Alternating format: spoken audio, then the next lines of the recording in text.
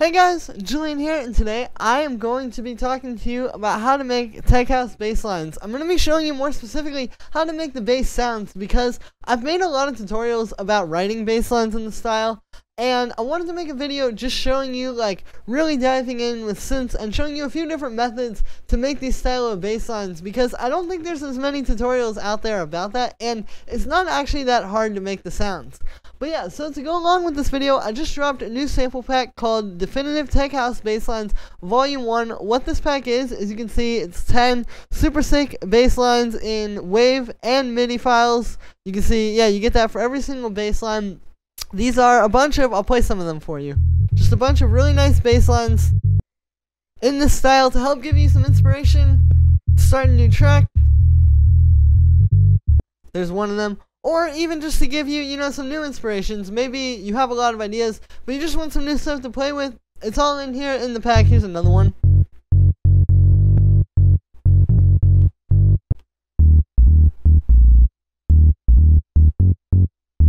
They're all super fat and big, and then again, you're getting the MIDI file with these as well, so you can go and use the information that I'm going to be showing you in this video. And also with this pack, you get some free bonus drums, which we're going to be using in this video as well. You can see with this, you get some claps and snares, you get some hi-hats, some kicks, some percussion, and some rides. So you really have everything you need in this pack to make a tech house track. And yeah, I just wanted to create this great resource for people that's not too expensive, that you can just go and get everything you need to make really professional, full-sounding tracks. I feel like a lot of sample packs on the market, especially with this style, are very much sort of leaning towards this more like hypothetical thing where it's like sort of making sample pack music. I'm trying to make sample packs here that you can really use to make professional tracks that sound like the releases you love on the labels you love by the DJs you love. So yeah. Link to that is right at the top of the description. It's also really a great way to support me if you guys have been enjoying my videos lately. And yeah, let's dive into the video. So, I'm going to be using this pack actually. I'm going to grab one of these kicks. I'm going to use this one. I'm pretty sure this is like my favorite tech house kick that I've ever made. So we're just going to take that and put it in here. And we're at 126 BPM. Let's maybe go actually to 124. I think will be a little bit better. But I'm going to take this and just make a quick clip of just some straight quarter notes.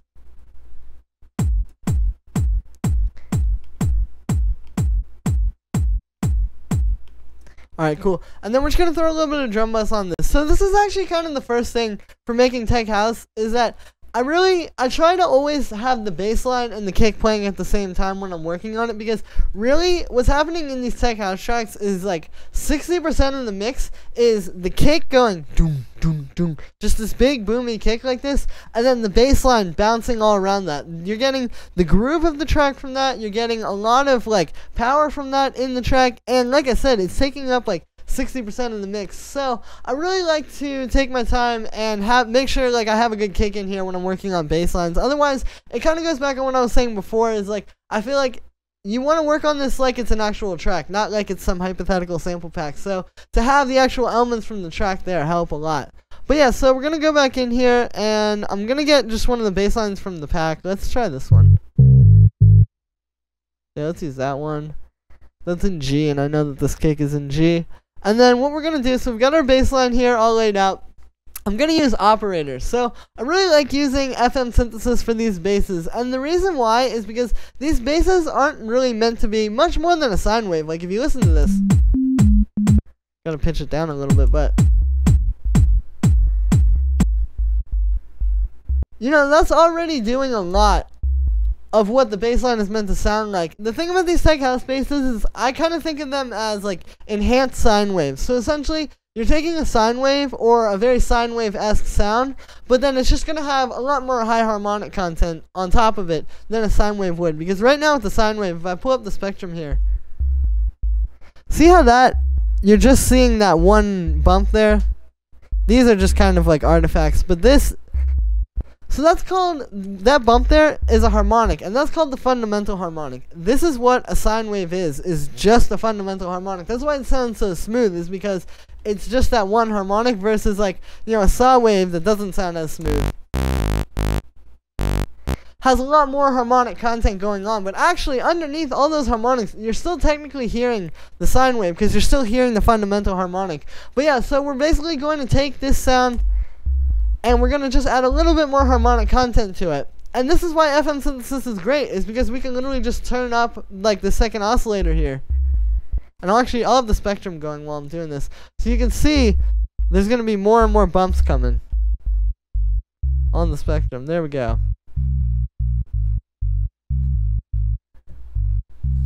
So yeah, so you can see what I'm talking about. Now we have, like I said, like an enhanced sine wave, quote unquote. It's very sine wavy, but then it just has that extra little bit of something on top of it. And this is serving two purposes. One, the sound is just going to be a lot bigger. Like a sine wave can be pretty fat when it's just playing low notes, but it's still never going to be as fat as this, because this is the sine wave with more stuff on top of it. So that's the first thing. The other thing is this makes it so you can hear the bass line as well, because when you just have your fundamental harmonic playing a really low note like that, you're not going to be able to really hear it just because of like where it's at in the, you know, sort of in the frequency spectrum, but you can feel it, and that's where the power is coming. So this is adding something that you can hear. So now when people are listening, they can hear the bass line, and they're not just feeling it, they can kind of like, you know, connect with the track a little bit deeper. And also, this is going to make it so people can hear it if they're listening, like say your track gets used in a TikTok or something like that, and people are listening on their phones,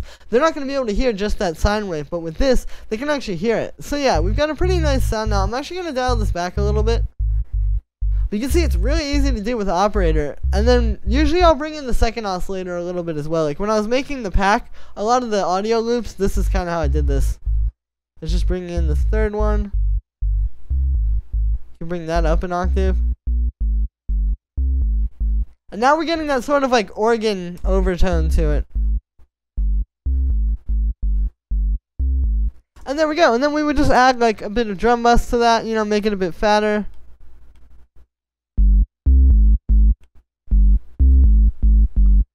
And then just a bit of EQ8. I do this in a lot of the videos actually, so I'll explain it here. Basically, the idea with the EQ here is we're not going to boost a whole lot of stuff. I think I am going to boost the lows a little bit, but really we're just going to take this one point here and move it down right on 100 hertz. I'll just type that in so it's exact. So yeah, and then we're going to tighten up the Q. And what this is doing is it's playing off of the kick, because the kick is usually punching through at about 100 hertz. Like if you look at this spectrum here, see how right around 100 is where the biggest, that's the loudest frequency range by far for this. So we're essentially just cutting that space out of the bass line, and yeah, it's going to work really nicely. You'll see what I'm talking about. So let's just turn that up a little bit, and then I'll boost the lows. Cool, so here's the mix of the kick and bass without the EQ.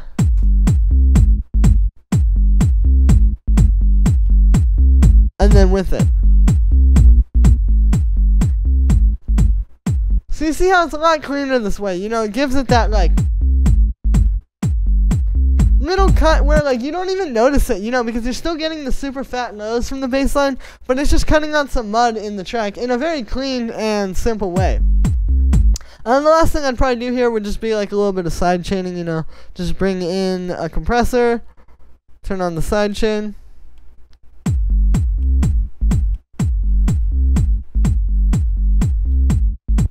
And there we go, you have the bass sound. So yeah, that's a really great way of making the bass, because again, you're starting with the sound and just layering a little bit of harmonics on top of it using frequency modulation, and you get this really fat sound that's still pretty true to that original sine wave. So I'm just going to duplicate this and make another track that has the same MIDI. We're going to delete everything. And I'm going to show you another way to do this. So another way to make these types of bass lines is to take a really harmonically rich waveform and do what's called subtractive synthesis. I've talked about this before. It's where you take, something that has a lot of harmonics going on, and you use a low pass filter, and it can also be done with a high pass filter. Subtractive synthesis isn't specifically low pass filters, but low pass filters, are probably the best way to sort of show it. So what you do essentially, I'll just show you here, is like I said, you take a super fat waveform like this, like usually I would use a square wave, and we'll get the audio, the envelope a little cleaner.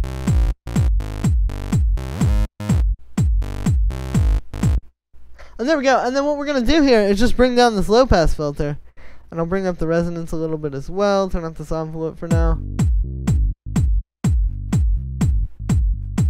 And there you go, you have a really similar sound. I'll process this a little bit too, like we'll put the drum bus on there, and then I'm actually just going to copy the EQ and the compressor on there. But yeah, so there you go. You can see that that is also doing really similar, where you're not quite getting just a sine wave now. You know, there's a little bit more harmonic content than you would have probably with the FM, but you're just getting this nice deep sound.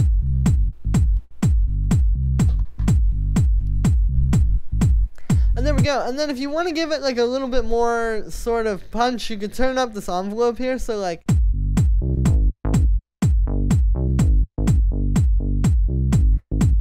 that, where it's still the deep bass. It's not like, you know, super plucky. It's not like a progressive pluck or anything like that. But now you're just getting a little bit more of like a pluck to the sound.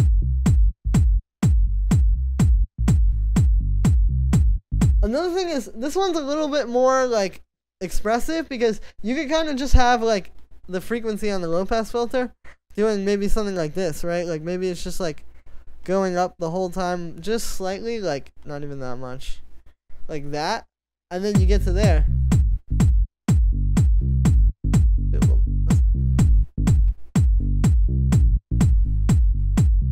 Yeah, there you go. You can kind of have like more movement in the bass line. Versus with the FM, you can turn, you know, like you can turn up the second oscillator and the third oscillator and do stuff with that, but it tends to start sounding really metallic and digital, and like, you know, it starts to kind of go away from that like warm tech house bass line. Versus this is just a really simple way to just have your bass sort of like evolving.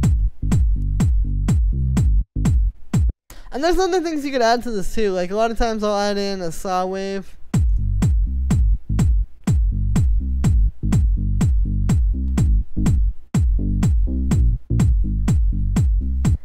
And yeah, there we go. So that is another way of making this type of bass. Like I said, you just make essentially a really deep sound, whether that's by filtering some harmonically rich waveforms, or just by doing FM, or a million ways to do it, as you saw in this video. And then you just add, you know, a little bit of drum bus to make it a bit fatter, or some saturation or something like that. It's very important. Then, you know, some EQ to kind of clean it up and make it work with the kick. And then you just sidechain to the kick, and there you go. You have a pretty solid tech house bass sound.